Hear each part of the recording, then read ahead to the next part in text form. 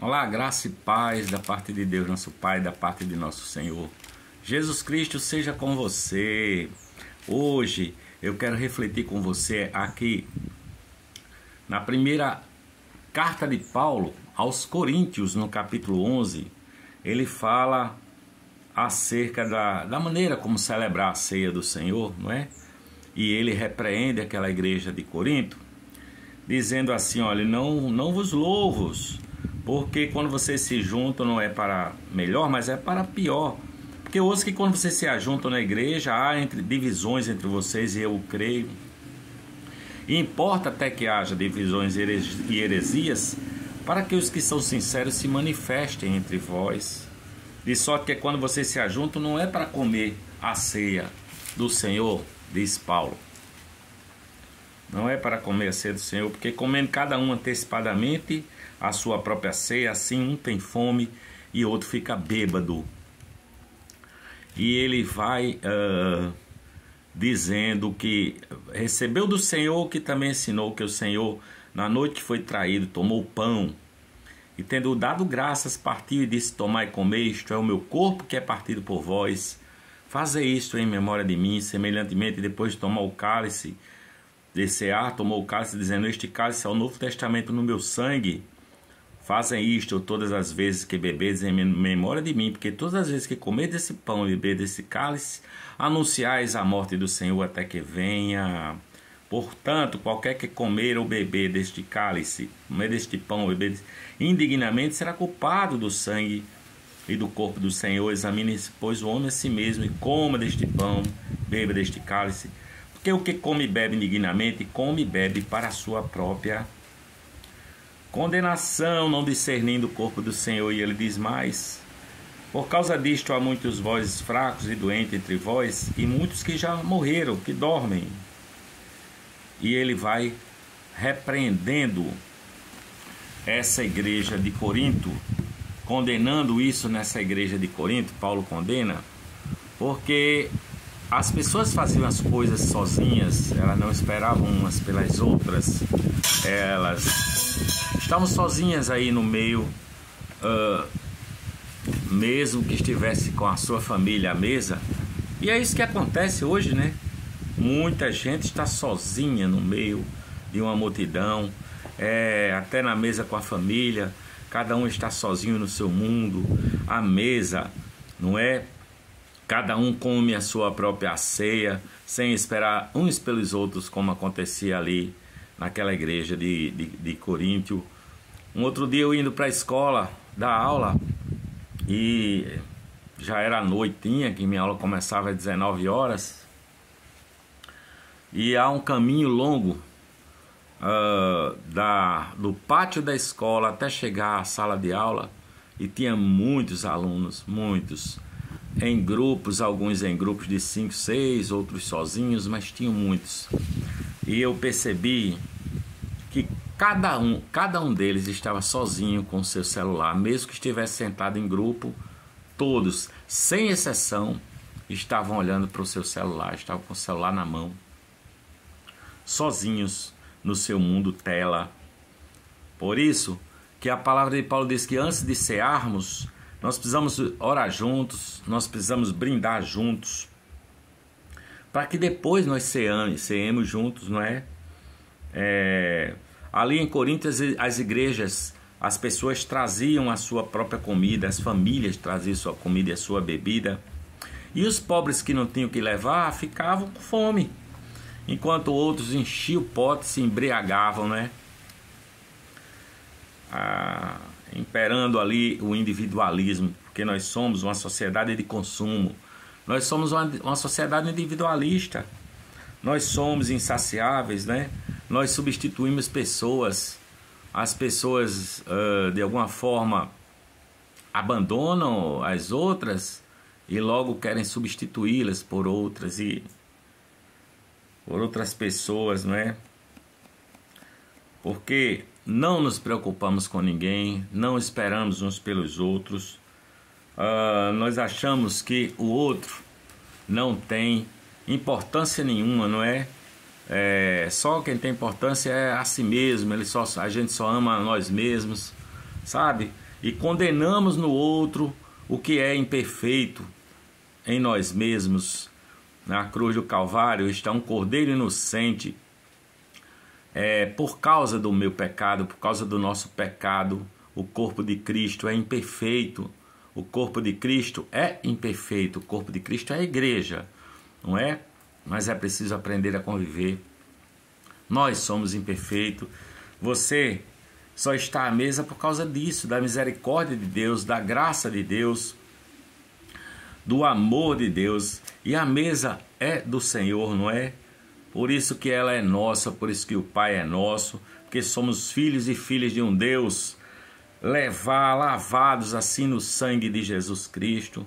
Então nós temos que esperar uns pelos outros, sabe? Você vai aceitar o irmão imperfeito, sabe? Você vai aceitar, ou você vai focar na sua própria solidão. Você vai focar e vai ficar na sua própria solidão se você não aceitar o seu irmão imperfeito, se você não perdoar.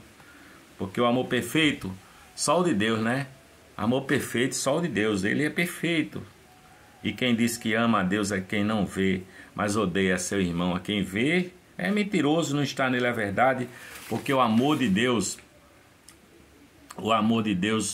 nos é assim transformador, não é?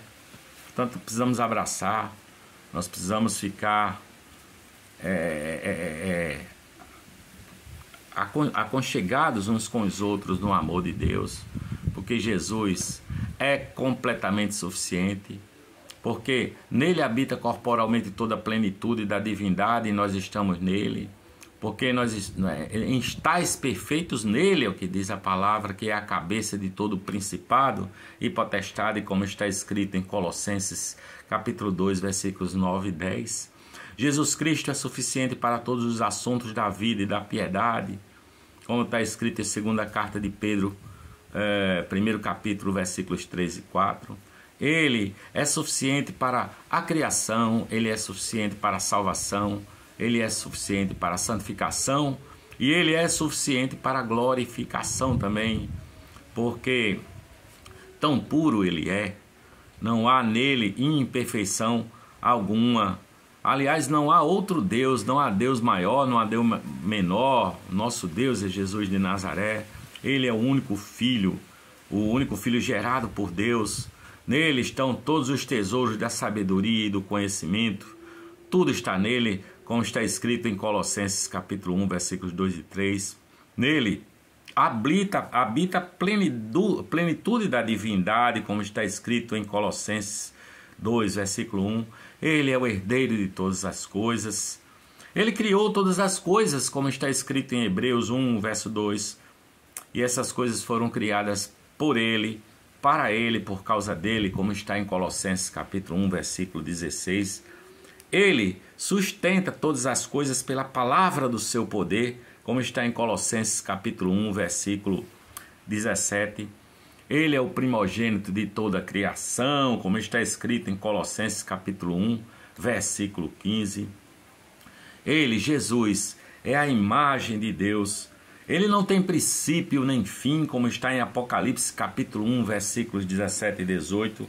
Ele é o Cordeiro de Deus, como João escreveu no seu Evangelho, capítulo 1, versículo 29. Ele é a nossa paz, como está escrito em Efésios capítulo 2, versículo 14. Jesus é a nossa esperança, como está em 1 Timóteo capítulo 1, versículo 1. Ele é a nossa vida, como está em Colossenses capítulo 1, versículos 3 e 4. Ele é um caminho vivo e verdadeiro, como está escrito aqui no Evangelho de João, capítulo 14, versículo 6. Jesus, ele é a raiz e a descendência de Davi.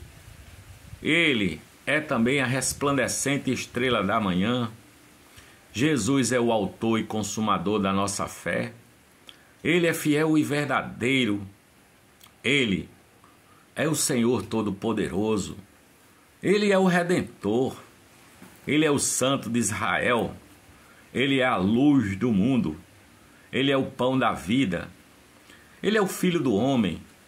Ele é a videira verdadeira. Se você está na videira verdadeira, você produz bons frutos, porque o ramo só dá bom fruto se estiver na videira verdadeira. O pão da vida é Ele. Ele é a porta do céu, é Jesus.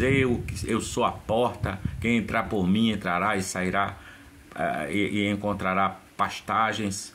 Ele é o Rei dos reis e Senhor dos senhores. Jesus é a nossa justiça. É o conselheiro maravilhoso. Ele é o Deus poderoso. Ele é o Pai eterno. Ele é o príncipe da paz.